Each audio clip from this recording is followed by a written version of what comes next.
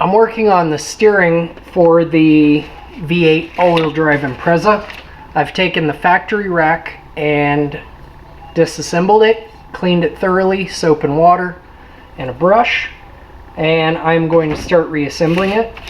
I got a comprehensive steering rack rebuild kit. It comes with detailed instructions. So I'm going, well, it comes with a detailed exploded diagram, which for some of us count as instructions on how to assemble. So I'm going to push out the old seals, push in the new seals, and then reassemble everything.